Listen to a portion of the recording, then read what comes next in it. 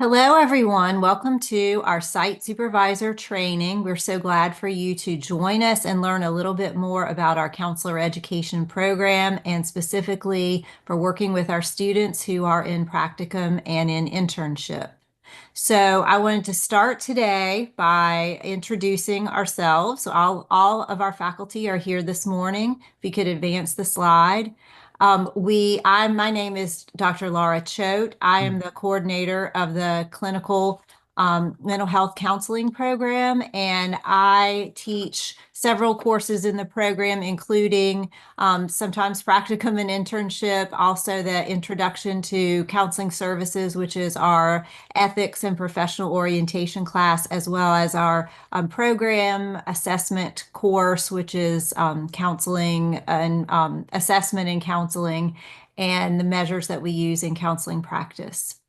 And now I'd like to turn it over to Dr. Jen Curry. Well, hello. I'm Jennifer Curry, and I teach a number of courses also with the specialty mainly in school counseling. My courses include school counseling practicum, counseling skills, and K-12 career and college readiness, which focuses on the pipeline from kindergarten through 12th grade on into higher education and the skills that our students need to get through those classes, not only in K-12, but also success beyond that. And then I teach lifespan development and our vocational career counseling course. And I will turn it over to Dr. Manton. Thank you, Dr. Curry. Hi, I am Jody Manton. I'm the newest member of the faculty and also an alum of the program. I'm the school counseling coordinator, work with both school counseling students and clinical mental health students. Um, as the others, teach a number of courses, including counseling theories and skills, the DSM course, counseling children and adolescents, crisis and trauma, and also internship and practicum courses.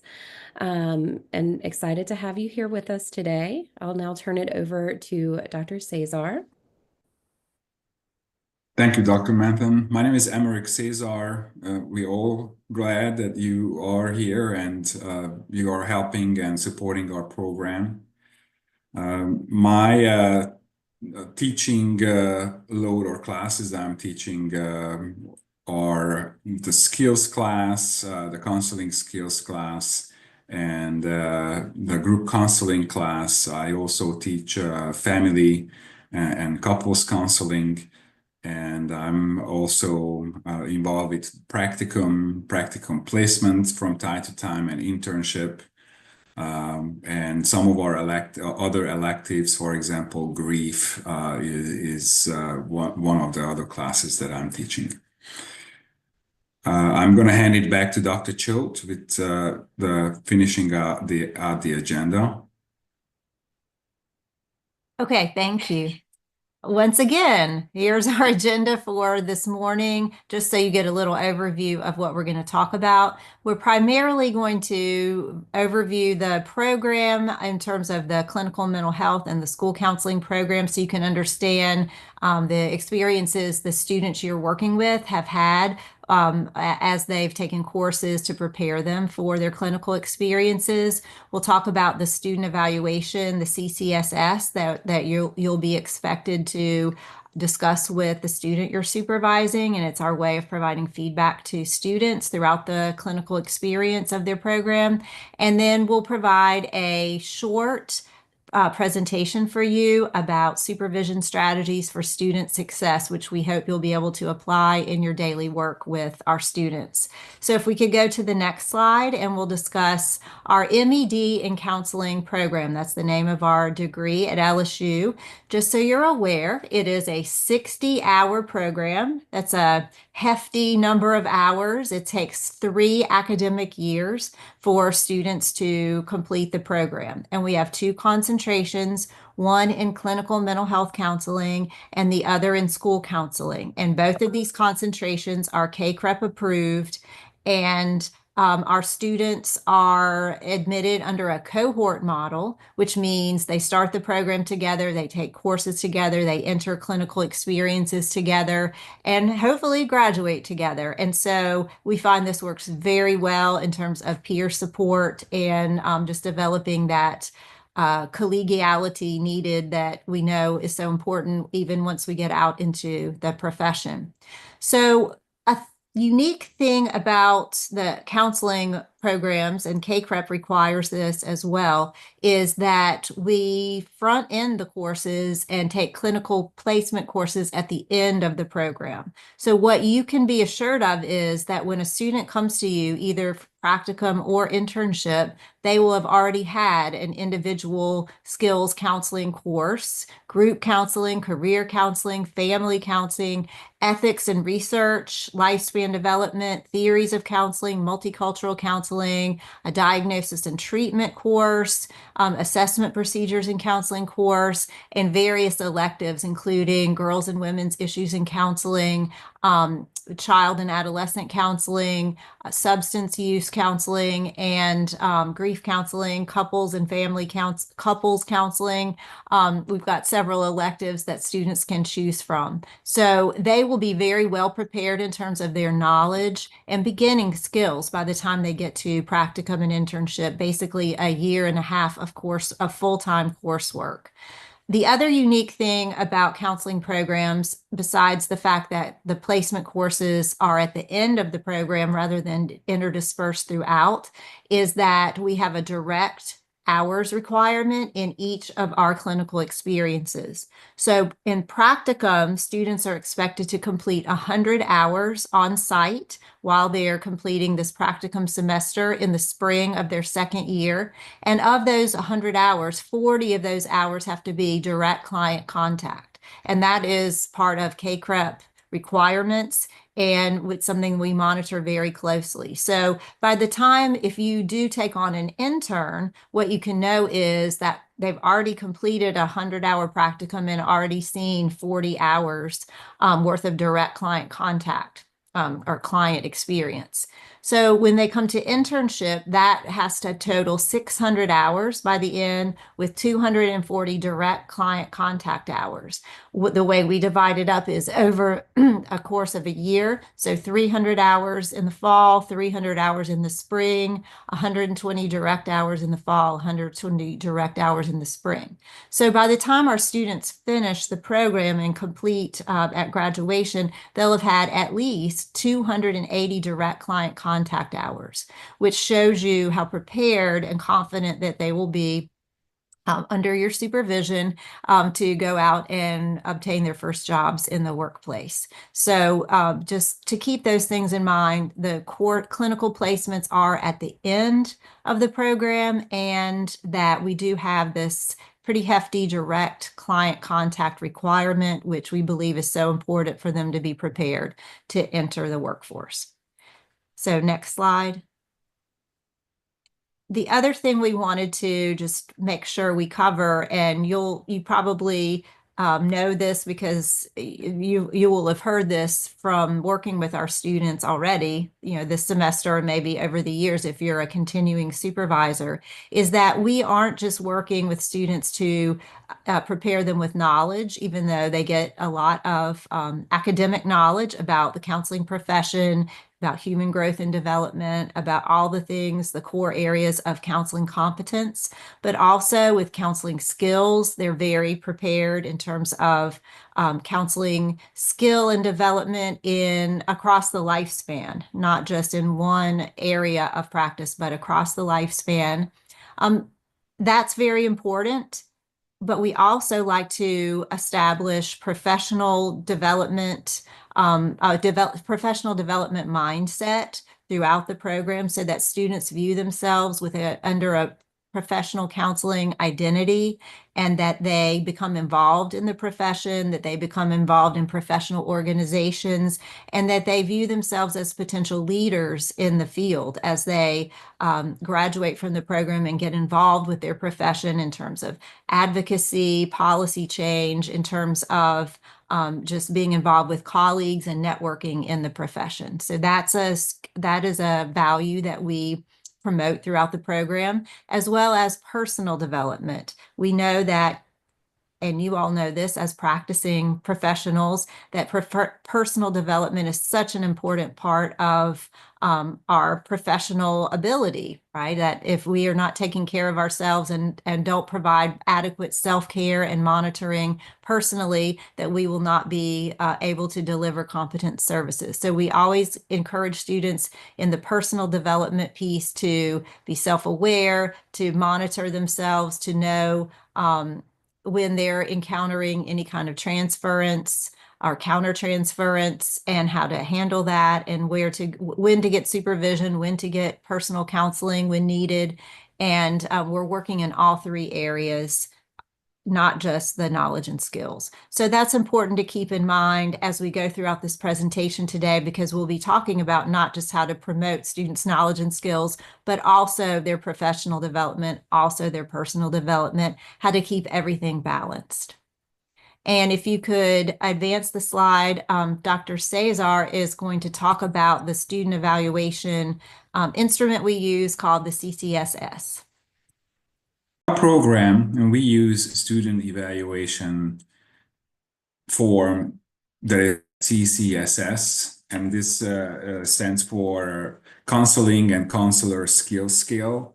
This is a valid and reliable assessment tool. It has been used, and it's being used nationwide by numerous counselor education programs. And we had a recent update, fairly recent update with that, and it is included in the updated practicum and internship handbook. And if you happen not to have the practicum and internship handbook, please do let us know, and we'll email one to you. We would like to ask that the CCSS would be administered during practicum. That's the first time, practicum midterm, and then at the end of practicum. And very similarly in internship one at midterm and at the finals, and in internship two also at midterm and at the final. And our students are fairly familiar with this process. First time they do see this is when they come into our program, and it is part of the student handbook as well. And they do see this in their skills class, so that is even prior to practicum, that they are fully aware of that this is a tool that they will use themselves, and supervisor will be also using them to evaluate.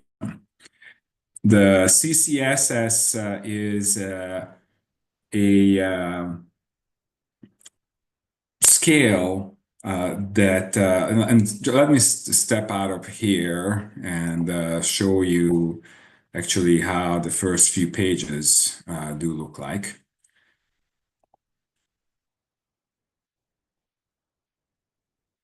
So if you look in the handbook, then you'll see that you can put the student name and the site name, the semester, and whether if it's a practicum, an internship, or midterm, or final. And as you scroll down, you'll see the explanation of the scaling. If you look further down, you'll see the different categories. There are 10 different categories that students are evaluated on, 10 main areas. And these range from basic skills to advanced skills. And it also, there are professional issue component are included as well. And towards the end of the form, you'll see that there is some space left for your comments, or if you have any other suggestions for program improvement. But if you see here, this is the scale of 1 to 7 if a student is not effective or sometimes effective or consistently effective. And as it says in the explanation too above, if you deem that a student is in a would be receiving a 1 or a 2 on the scale, or also a 6 or a 7, that would need some rational, that would need some explanation for choosing that score. Particularly at midterm, we are looking for, or we are aiming for receiving a score somewhere around 3 or 4, because that's the mid-range that we would like to achieve, or we would like student to achieve. If you happen to score someone at midterm on 6 or 7, then that even indicate or signals to the student that they have arrived. They don't really need to grow anymore.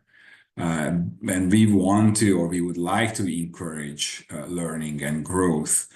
So perhaps that will help them achieve that. Not to say that on occasion, some of our students cannot receive those kind of scores. But step out of here and get back to the slides. I also do have to share that while I was showing you the PDF version or the paper version of the scale, we are moving everything to digital version. And later on, I will talk about it when it comes to the logistical part. We would like to invite you to discuss the evaluation with the students or with your supervisor at midterm and final. This is a tool that we use even in our evaluation, in our classes, or in our supervision with our students, or the university supervisor would be using. And it really helps the student see where they are. We ask the student to use the same form to evaluate themselves. And when it comes to that as an evaluative tool perspective, they hearing it from you, whether you are a university or a site supervisor, it creates hopefully a space for the students to see where they are and where are those areas that they need to grow from. So this is, as it says in this line here, this is a summative and formative feedback. So midterms and finals would be the summary of a period of learning, but it can be also used as a formative tool or formative feedback tool as tracking the student progress. We encourage our student to look at the CCS even after leaving the skills class and choose 1 or 2 major areas that they would like to focus on. And hopefully breaking it down to smaller sections that will be helpful for them, and perhaps it will be helpful for you too. So as I had mentioned earlier, we have moved the most of the paperwork by now to a digital format. And you will see the CCSS in that format. And we would encourage you to use that venue to utilize the CCSS. And we have chosen Microsoft Forms for this purpose. What will happen is that you will receive an email with a link before midterm and before fall, and you would be using that link or clicking or following that link. And the form itself is a little bit altered from what I have shown you earlier, but it does follow the same format, and it just looks a little bit different. I'm going to hand it over to Dr. Manthan now. And this is the second part of the video, or second part of the training, and it's a different video. And then she'll walk you through the digital version of the CCSS and how to complete it or how to complete it through the use of Microsoft Word, Microsoft Forms. Thank you.